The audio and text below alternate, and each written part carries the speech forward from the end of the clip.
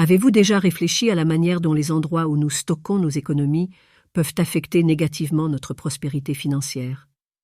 Souvent, sans le savoir, nous plaçons notre argent dans des espaces qui non seulement n'attirent pas l'abondance, mais peuvent aussi favoriser la rareté. Dans cette vidéo, j'explorerai 7 zones spécifiques de votre maison qui, selon les enseignements bouddhistes, peuvent interférer avec le flux d'énergie impactant votre richesse et votre bien-être financier. Mais ce n'est pas tout. Je partagerai également 7 histoires réelles, illustrant comment certains endroits peuvent bloquer l'entrée de l'argent dans votre vie de manière surprenante. Restez avec moi jusqu'à la fin, car les découvertes d'aujourd'hui ont le pouvoir de révolutionner votre relation avec l'argent et de transformer votre avenir financier. De petites modifications dans l'organisation et le stockage de votre argent peuvent ouvrir de nouvelles portes vers la prospérité. Avant de commencer, je vous invite à écrire dans les commentaires l'affirmation suivante: « J'attire richesse et prospérité dans ma vie ». En faisant cela, vous renforcerez encore plus l'énergie positive autour de vous et réaffirmerez votre intention d'attirer l'abondance. Cette simple action envoie un message puissant à l'univers, alignant vos pensées et actions avec vos objectifs financiers. Ne manquez pas cette opportunité de potentialiser votre chemin vers le succès. Dans le bouddhisme, la relation avec l'argent va au-delà de l'aspect matériel. L'endroit où nous stockons nos économies influence directement le flux d'énergie. Tout comme l'eau doit être en mouvement pour rester pure et vitale, l'argent doit également être gardé dans des endroits favorisant la circulation de l'énergie et de la prospérité. Souvent, sans le savoir, nous plaçons notre argent dans des zones qui bloquent ce flux, créant des barrières pouvant attirer des énergies négatives ou des problèmes financiers. Vous souhaitez découvrir quels sont ces endroits? Explorons-les ensemble. Si vous trouvez ce contenu précieux, aimez la vidéo, partagez-la avec des amis et abonnez-vous à la chaîne pour plus d'informations enrichissantes. Premier endroit, sous le lit. Imaginez un instant une femme nommée Salka, qui vivait dans un petit village entouré de montagnes. Elle a toujours été admirée pour sa détermination et sa discipline. Malgré des revenus modestes, Salka trouvait toujours des moyens d'économiser, en espérant un avenir meilleur. Elle gardait chaque petite somme d'argent avec un soin extrême, en attendant qu'à un moment donné, sa situation financière s'améliore.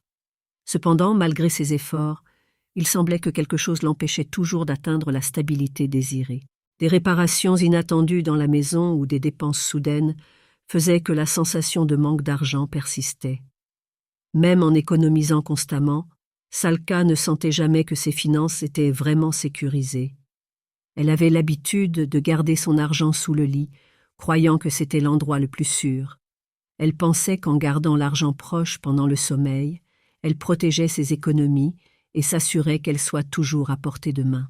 Avec le temps, Salka commença à se sentir de plus en plus frustrée.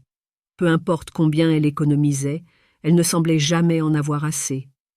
Fatiguée de cette situation, elle décida de chercher une orientation spirituelle. Elle entendit parler d'une vieille nonne bouddhiste vivant dans le village, largement connue pour sa sagesse concernant les énergies du foyer et la prospérité. Lorsqu'elle rencontra la nonne, Salka n'hésita pas à partager ses préoccupations. Après avoir écouté attentivement son histoire, la nonne posa une question inattendue. « Où gardez-vous votre argent ?» Surprise par la simplicité de la question, Salka répondit immédiatement. « Sous le lit, maître. J'ai toujours pensé qu'en étant près de moi pendant mon sommeil, mon argent serait protégé et en sécurité. » La nonne, avec un sourire serein et un regard réfléchi, acquiesça lentement comme si elle attendait déjà cette réponse. Elle dit alors « Je comprends vos motivations, mais j'aimerais vous montrer quelque chose d'essentiel. L'endroit où vous gardez votre argent impacte directement son énergie et le flux de prospérité dans votre vie. Venez avec moi. » Ensemble, elles se dirigèrent vers la chambre de Salka. La nonne demanda à Salka de tout retirer de sous le lit. Il y avait de vieux objets oubliés et bien sûr l'argent soigneusement gardé. Assise par terre, avec les affaires éparpillées autour, la nonne commença à expliquer « L'espace sous votre lit est l'endroit où vous vous reposez, où vous vous déconnectez du monde. Lorsque vous dormez, votre énergie se calme, et l'argent que vous y gardez reste aussi piégé dans cette énergie d'inactivité. » Elle continua « Imaginez votre argent comme une forme d'énergie. Tout comme une rivière doit couler librement pour rester saine, l'argent a également besoin de mouvement pour croître et se multiplier. En le gardant dans un endroit où l'énergie est stagnante, vous interrompez le flux naturel de prospérité. L'argent y reste immobile, sans vie. C'est comme essayer de planter une graine dans un sol aride, où il n'y a ni lumière ni nutriments. Les mots de la nonne résonnèrent profondément dans l'esprit de Salka. Elle n'avait jamais considéré l'argent comme quelque chose qui doit circuler ou couler. Elle avait toujours cru qu'en le gardant proche et en sécurité, elle faisait le meilleur pour ses finances. Mais maintenant, en écoutant la nonne, elle comprenait qu'en réalité, elle emprisonnait sa propre prospérité dans un espace sans vitalité. Elle réalisa que son attitude envers l'argent devait changer. La nonne, observant l'expression réfléchie de Salka, ajouta « L'argent, tout comme l'eau, a besoin de mouvement. Il doit être dans un endroit où l'énergie est vibrante et active, permettant ainsi qu'il se multiplie et apporte l'abondance. En le cachant sous le lit, vous le gardez piégé dans un endroit où rien ne se passe. L'énergie ne circule pas, bloquant le flux de prospérité dans votre vie. C'est comme essayer de cultiver une plante dans un environnement où il n'y a ni soleil, ni nutriments. Avec cette nouvelle perspective, Salka comprit que pour attirer et maintenir la prospérité, il était nécessaire de permettre à l'argent de circuler librement, énergisant sa vie de manière dynamique et continue. Deuxième endroit, les tiroirs de la cuisine. Explorons maintenant le deuxième endroit que vous devez éviter pour garder votre argent, les tiroirs de la cuisine. À première vue, ils peuvent sembler des espaces pratiques, facilement accessibles et couramment utilisés pour stocker des objets du quotidien. Cependant, selon les enseignements bouddhistes, les tiroirs de la cuisine sont l'un des pires endroits pour conserver vos économies. La cuisine est un environnement d'activité intense et de transformation. C'est là que les ingrédients crus se transforment en repas nutritifs, apportant énergie et santé au foyer. Cependant, l'énergie de la cuisine, selon le bouddhisme, est très intense et transitoire. Bien que cet espace soit vital pour notre nutrition physique et énergétique, il n'est pas adapté pour stocker de l'argent qui nécessite stabilité et flux continu. Les tiroirs de la cuisine accumulent souvent une variété d'objets, des ustensiles de cuisine au papier, couverts lâches et petits contenants. Ce désordre crée un environnement chaotique où l'énergie a tendance à stagner, empêchant le flux libre et naturel de l'argent. Dans le bouddhisme, on croit que l'organisation de l'environnement influence directement l'énergie des objets qui s'y trouvent, et le désordre peut bloquer la prospérité financière. Considérez l'histoire de Tenzin, un jeune travailleur qui faisait face à des défis financiers constants. Malgré ses efforts inlassables, ses économies ne croissaient jamais comme il le souhaitait. Des dépenses inattendues et des investissements qui ne rapportaient pas comme prévu augmentaient sa frustration.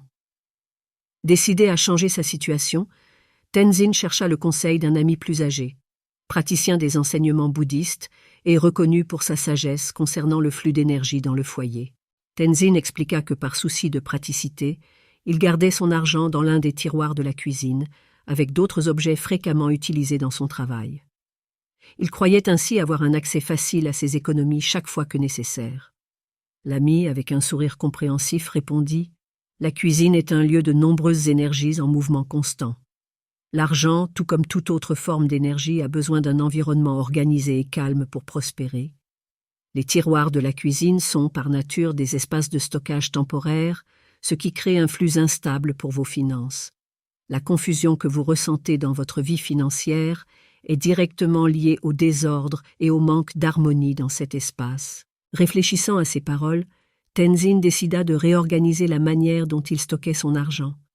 En retirant ses économies des tiroirs de la cuisine, il les transféra dans un endroit plus approprié où l'énergie pourrait circuler de manière harmonieuse. Avec ce simple changement, Tenzin commença à noter des améliorations dans sa situation financière. Les dépenses inattendues diminuèrent et de nouvelles opportunités pour renforcer sa stabilité économique apparurent. Bien que les changements n'aient pas été immédiats ou dramatiques, Tenzin réalisa que sa relation avec l'argent devenait plus légère et naturelle, comprenant que les tiroirs de la cuisine n'étaient pas l'endroit idéal pour ses économies. Troisième endroit, la salle de bain. Discutons maintenant du troisième endroit où vous ne devez jamais stocker votre argent, la salle de bain. Cet espace essentiel à l'hygiène et à la propreté de la maison, est l'un des pires endroits pour conserver vos économies. Bien que la salle de bain soit cruciale pour notre purification physique, elle porte des symbolismes profonds liés à l'énergie de la prospérité. Dans le bouddhisme, on croit que tout dans l'univers possède une forme d'énergie, et l'argent représentant la prospérité ne doit pas être stocké dans des endroits associés à la dispersion de l'énergie. La salle de bain est un espace de purification où nous éliminons ce qui ne nous sert plus. L'eau qui passe par les drains emporte tout ce que nous souhaitons jeter, symbolisant le flux d'énergie vers l'extérieur. Par conséquent, c'est un environnement qui, par sa nature, représente le rejet. Considérez l'histoire de Salka, qui, dans sa quête pour améliorer sa situation financière, entendit parler d'un ancien truc suggérant de garder de l'argent dans la salle de bain pour attirer la chance. Désespérée d'un changement, elle commença à stocker de petites sommes dans un tiroir de la salle de bain, croyant que cela pourrait changer sa chance. Cependant, au fil des mois, ses finances ne se sont pas seulement améliorées, mais elles sont devenues plus chaotiques. Les dépenses ont augmenté et les opportunités de croissance financière semblaient de plus en plus lointaines. Frustrée par le manque de résultats, Salka décida de chercher à nouveau une orientation spirituelle. En rencontrant la même nonne bouddhiste, elle expliqua sa situation. Avec patience, la nonne écouta attentivement avant de dire « La salle de bain est un lieu de purification. Elle sert à éliminer ce qui ne nous sert plus.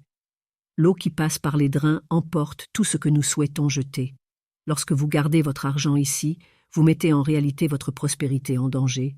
Vous placez votre richesse dans un endroit où l'énergie s'écoule vers l'extérieur, tout comme l'eau qui s'écoule par le drain. » Comprenant la profondeur de ces paroles, Salka décida de changer l'endroit où elle stockait son argent, le transférant dans un environnement plus approprié, où l'énergie pourrait circuler de manière harmonieuse.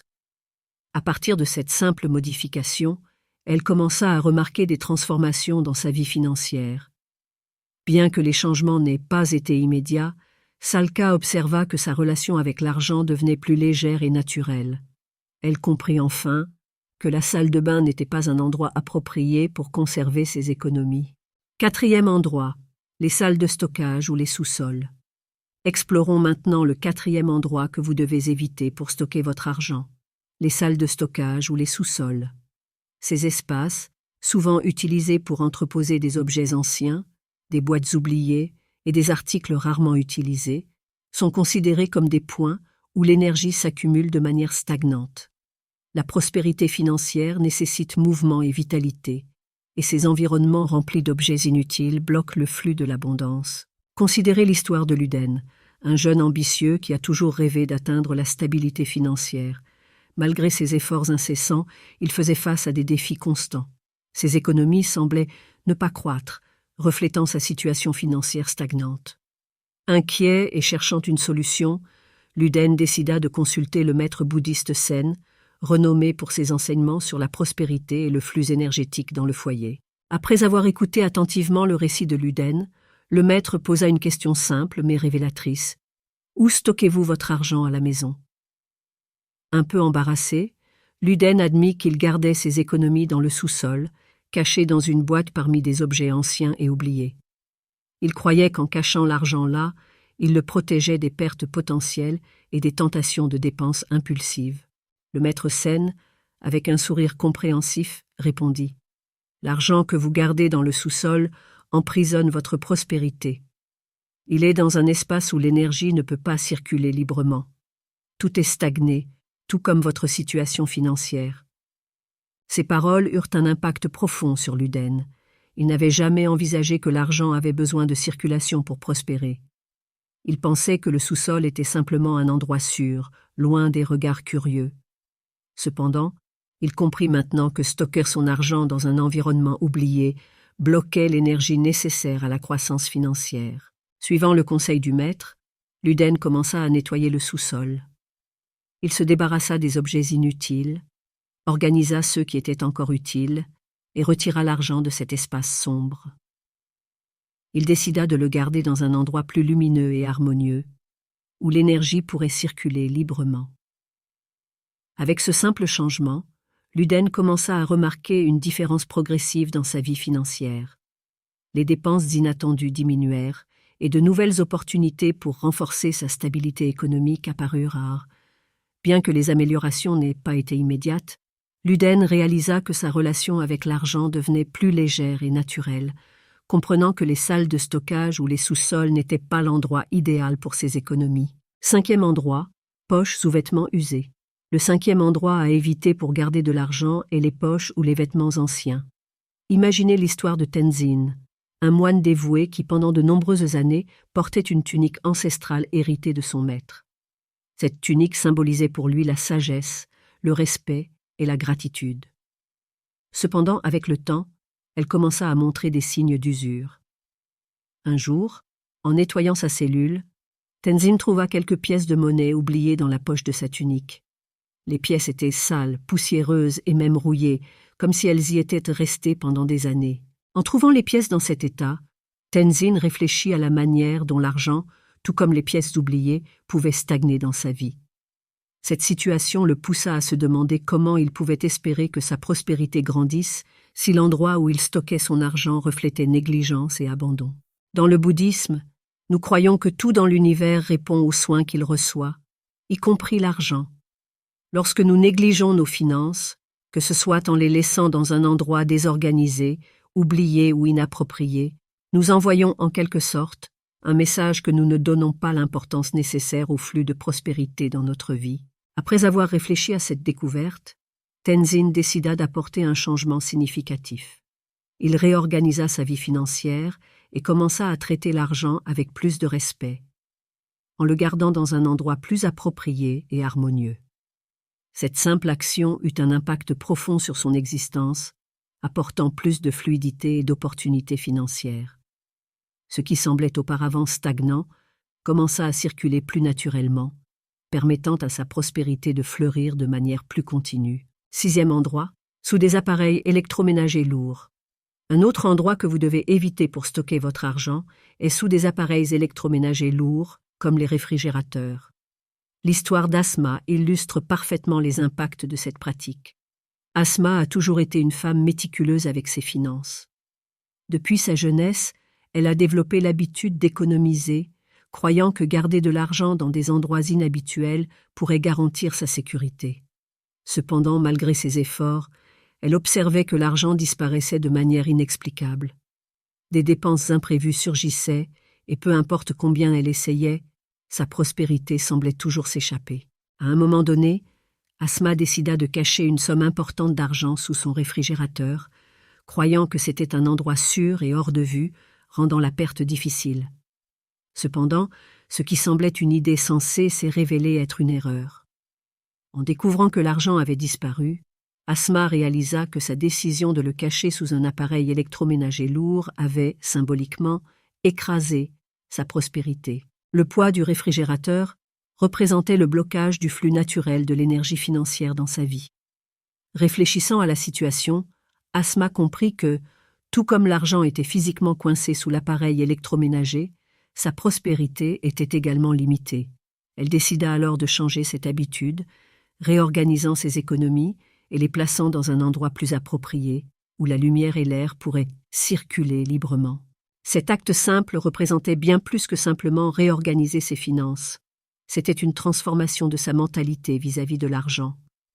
Au lieu de le cacher par peur de le perdre, Asma commença à le traiter avec plus de respect et de confiance, permettant ainsi à l'argent de circuler naturellement dans sa vie. Avec cette nouvelle approche, elle commença à percevoir des transformations positives. Bien qu'il n'y ait pas eu de changement miraculeux, sa prospérité commença à croître de manière constante et durable. 7e endroit, un portefeuille vieux ou usé. Le 7e et dernier endroit que vous devez éviter pour garder votre argent est un portefeuille vieux ou usé. Bien que le portefeuille soit un objet courant et pratique pour porter de l'argent, son état peut impacter significativement le flux de prospérité. Dans le bouddhisme et de nombreuses autres traditions spirituelles, on croit que l'état des objets que nous utilisons au quotidien reflète directement notre relation avec l'énergie qu'ils portent. Considérez l'histoire de Gaël, un jeune artiste qui a toujours senti que l'argent lui échappait des doigts sans qu'il puisse le contrôler. Un jour, en se promenant dans un marché en plein air, Gaël rencontra un artisan âgé qui vendait des pièces d'artisanat. La sérénité de l'artisan attira son attention et il décida d'acheter un petit amulette porte-bonheur. En sortant son portefeuille pour payer, l'artisan, avec un regard attentif, remarqua qu'il était assez usé et commenta gentiment. « Ce portefeuille a déjà vu de meilleurs jours, n'est-ce pas ?»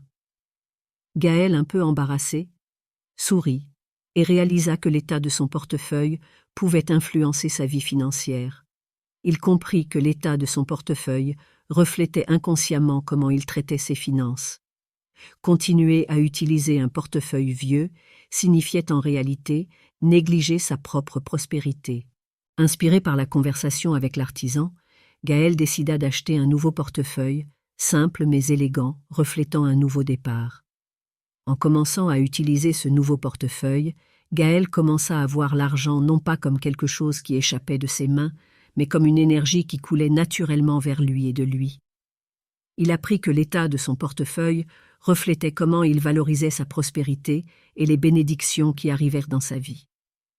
Un portefeuille vieux ou usé symbolise l'abandon et la négligence, tandis qu'un portefeuille bien entretenu reflète le respect, la gratitude et une relation saine avec l'abondance. Si vous gardez votre argent dans un portefeuille en mauvais état, il est peut-être temps de faire un changement. Remplacer votre vieux portefeuille par un nouveau peut être un symbole de renouveau et d'une attitude plus consciente envers l'argent et la prospérité. Comme nous l'avons vu tout au long de ce contenu, l'endroit où vous gardez votre argent exerce une influence directe sur l'énergie de votre foyer et par conséquent sur votre prospérité financière. De petites modifications dans la façon dont nous organisons et stockons nos économies peuvent avoir un impact profond sur la manière dont nous attirons l'abondance dans nos vies. J'attire richesse et prospérité dans ma vie. Renforcez votre intention d'attirer l'abondance en écrivant cette affirmation dans les commentaires. Cette action enverra un message puissant à l'univers, alignant vos pensées et attitudes avec vos objectifs de prospérité. Merci de nous avoir accompagnés jusqu'à la fin. À la prochaine.